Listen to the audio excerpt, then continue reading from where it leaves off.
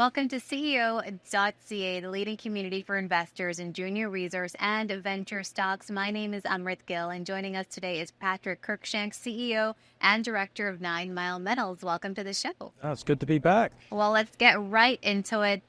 Take us through a history of your company. Well, 9 Mile Metals is a public Canadian junior exploration company, and we strictly focus on critical mineral exploration in the Bathurst mining camp in New Brunswick. And what experience do you bring to the table along with your team? Been CEO of public companies before, and bringing all the capital markets and business strategy and really laying out a growth return for investors in our company. And moving over to some of your key projects, the Wedge VMS project, where your drill program is operating, was once a past producing mine. What does this mean for potential? Well, why we like the Wedge is it was a past producing mine in the 60s, and it had about 3 million tons of VMS, so that's lead, zinc, silver, copper, and gold, before they knew it was critical minerals. And primarily, it mined about 1.5 million tons at the time, and then it had a head frame and pillar collapse, and it was abandoned. So they never got down to the lower levels of the mine, and in today's prices. So I look at that like an orphan mine, and there is an orphan mine strategy around the world now where you take old mines that were past producing, so you're not looking for it, it's there, use new technology to expand the footprint deeper. How big is that? And that's a big rewarding economic plan, and we like that at the Wedge. So our mandate right now at the Wedge Project is to drill. We use new technology with drones and late time conductive response magnetics, see what holds the charge the most in the ground, the longest, and we believe that's the VMS sulfides. So we have identified a whole new zone southeast of the mine and northwest of the mine, and that's what we're testing right now. And our first hole hit 58 meters of mineralization, and that's gone to the labs. And on Monday we announced our second hole, which hit 134 meters of high-grade copper and zinc, and we're very happy about it because it's new. And solid, because if you're drilling an old mine and it's been mined out, you're going to hit empty cavities, right? Well, unfortunately, we don't have any maps or any workings of the old mine. They didn't have to report them back in the 60s. They kept it all secret. So we're drilling away. That's all new areas, and we're very excited to have that kind of mineralization. Like, that's big. So our goal is to prove it's a bigger, more economic mine today than how it was left. Can you elaborate a little bit more on how the discovery impacts your exploration efforts? Well, originally, we wanted to do a 2,000 to 3,000 meter drill program at the Wedge and test Zone 1 we have. It's in our press release. Zone Area 1, which is southeast of the original mine, and Zone 2, which is the northwest side. We're still on number 1. So we've had great success there, and we're going to keep stepping out east to prove how big this footprint is. And I'm not saying what we're doing yet, but we could still be there after 3,000 meters. We're also going to test the depth of the original mine. So we won't drill through it. We'll drill from the side below it, not to hit a cavity, because the whole lower area in the mine, the levels, were never mined. So we believe it's deeper. Our new technology shows that it's deeper and bigger footprint. That's what we're proving out. So very excited. How many holes do you intend on drilling, and what are some of the benefits of drilling at a shallower depth? Economically, so if you look at your average, and again, when you drill, again, it's Mother Nature, so if you're in mineralization for 500 meters, you stay. It's always good. But we're planning on a shallower hole just to prove these are new zones that have never been mined or tested, and that way we can get more of them. So if you average 200 meters a hole, you could have 10 to 15 holes versus 2 or 3 deep ones, and not proving the footprint. You may be proving the depth, but not the footprint. So we really want to test the footprint, and we're capping all the holes and leaving the collars in and the casing so we can go back in on phase 2 and drill much deeper. How has the winter weather affected your exploration efforts? I have a whole different set of clothes for New Brunswick in the winter.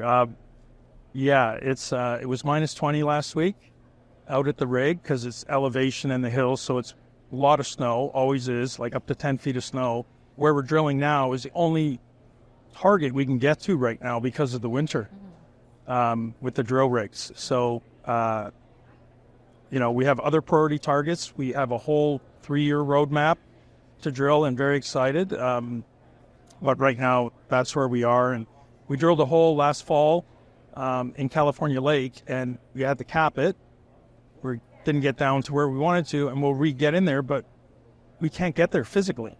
So we had to get out for Christmas with a break for the rig operators, but also couldn't get back. So we will circle back to that around April. Why did you choose to drill at California Lake before the Wedge? So we're very tech-centric, and we really invest a lot of time and money and forecasting into our geophysics models. And EarthEX is probably the best that we know of. And really, they're tombstones. They reprocess all our public data, then they bring in their drones and they fly and they do all their algorithms and give us new targets based on their algorithms. And we have been hitting California East last year. We drilled that. We hit 8 new VMS discovery there that we'll circle back to. But we have so many targets because we have such a big land package of 4 projects, which is great because then we own the whole geological trend, not just a small one. We can go along the whole trend, but it takes a lot of time and money. We drilled California Lake. We were going to go to the Wedge originally, but we got a grant from the government, and we were testing new technology from a partner, a new technology, because we're very tech-centric. We'll try different technologies. But we had to drill it before the end of 2023, and it was a 1,000-meter hole. It's a deep and long, time-consuming one. So we got down. We didn't get all the way down. We had to cap it, and we'll circle back to that. But that's the only reason we did that prior to the Wedge. It's because if we would have lost the grant. Can you talk about the bulk sample at the 9 Mile Brook and provide an update on how that's progressing? We're excited about that. That program's running concurrently with our drill program. That's a bulk sample, 2,000 to 3,000 tons that we're doing out of the highest grade lens ever found in the Bathurst mining camp. So we're very excited about it. It's a lot to do about technically with the mineralization because it's so high grade. So once we explore and find the rest of that lens and that deposit, we got to know where to send the ore to get processed. It's so high grade, like up to 10, 12% copper and 38% lead zinc. And right now the mills can't accept that. It's too high grade. So sometimes too much of it. But so what we're doing, we got our permits all approved. We got our mining engineering report and plan all approved by the New Brunswick government, Department of Mines. We have the reclamation plan all approved. So there's nothing we have to do to get permits. That's all done.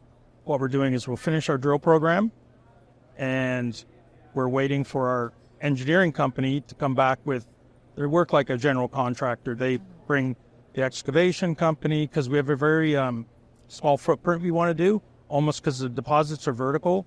We want to do it like a trench and not have this big open pit mess, right? So we're going to keep it with retaining walls and go down a trench. And so we're just, I think I'll have another update March 8th or March 10th after PDAC on, because we got to schedule all these people. And what's great is they'll have it done in 30 to 60 days to completion. And then as soon as we get this last component for our costs, then we can talk to the mills and the smelters and organize when can we fit into your production to process this. Because you don't want to do it now and then store it for 6 months if they can't fit you in until August. So we want to know, we work backwards and then get it all scheduled. But we're super excited for that. And for those following the story, what would you like to leave them with?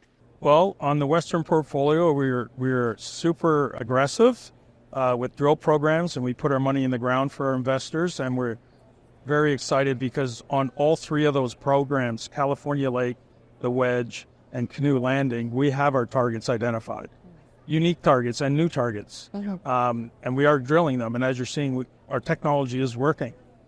So that's the difference, right? And then we're going to do a phase 2 on 9 Mile Brook, which is our eastern portfolio. But again, it's evolution, and hopefully Mother Nature is nice to us once in a while, but the technology works.